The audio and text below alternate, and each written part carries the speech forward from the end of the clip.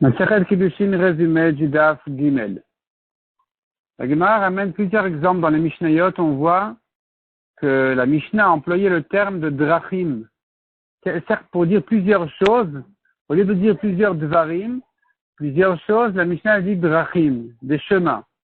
Et la Gemara demande pourquoi la Mishnah a changé l'expression au lieu de dire dvarim, elle a dit drachim.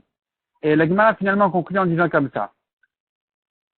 Partout où il y a à distinguer entre certaines choses, en disant ça c'est oui, ça c'est non, ça c'est comme ci, ça c'est comme ça, on appelle ça des drachim, des chemins, comme les chemins qui se partagent.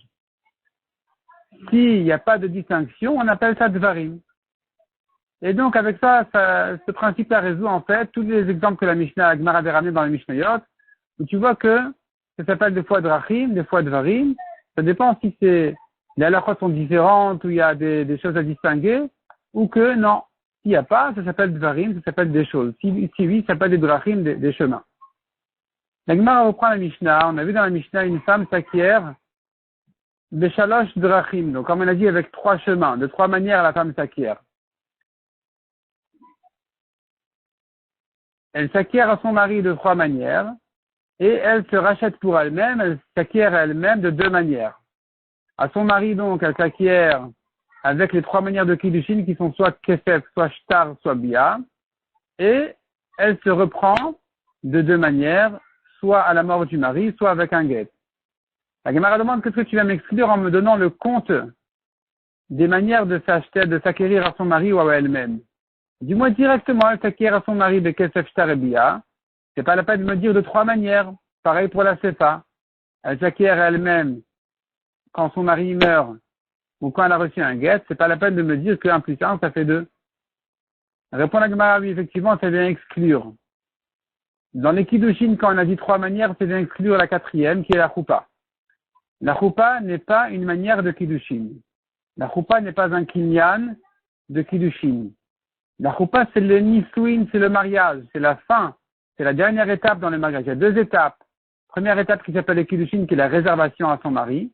Réservation halachique à son mari, elle devient mariée, elle devient un chétiche, mais elle n'habite pas encore chez lui. Les Nisuin, c'est la choupa. Donc la choupa ne peut servir que pour Nisuin et pas pour Kiddushin. C'est ça ce que la Mishnah est venue exclure en disant 3 choses et pas 4. D'après celui qui dit que la choupa aussi est valable pour les Kiddushin, qu'est-ce qu'on a exclu par les 3 choses? On a exclu le kinyan khalifin. Kinyan khalifin qui veut dire un échange. C'est comme ce qu'on fait par exemple pour vendre le chametz au Rav. On lui dit voilà, j'acquiers du Rav son stylo et en échange, je lui donne tous les droits sur mon chametz.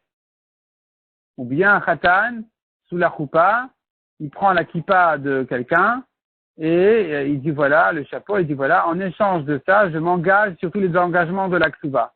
C'est ce qu'on appelle un kinyan khalifin, un échange. Une femme ne s'acquiert pas par des khalifines.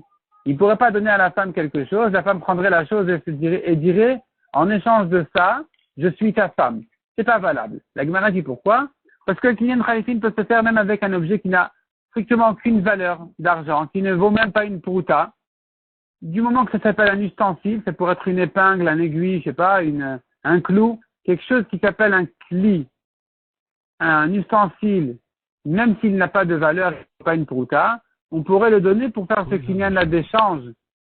Or, une femme n'est pas d'accord à se donner, à se marier en échange de cette petite chose-là qui ne vaut rien.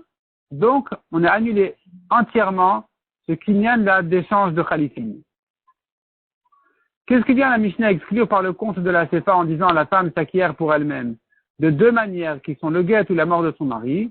La Mishnah vient exclure la khalita.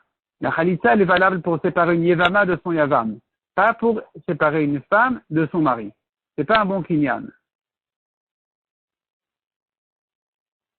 La Gemara dit, j'aurais pu croire par un kalvachomer que ce serait valable pour la divorcer, et non, c'est pas valable. Donc on rappelle la khalita, la notion de la khalita, c'est donc une femme qui a perdu son mari, qui n'a pas laissé d'enfant. Elle devrait a priori se marier avec le frère de son mari pour lui amener en quelque sorte une descendance. Si il ne veut pas, elle lui fait khalita pour pouvoir se remarier, qui veut dire, elle lui enlève la chaussure, elle fait la lachot de la khalita.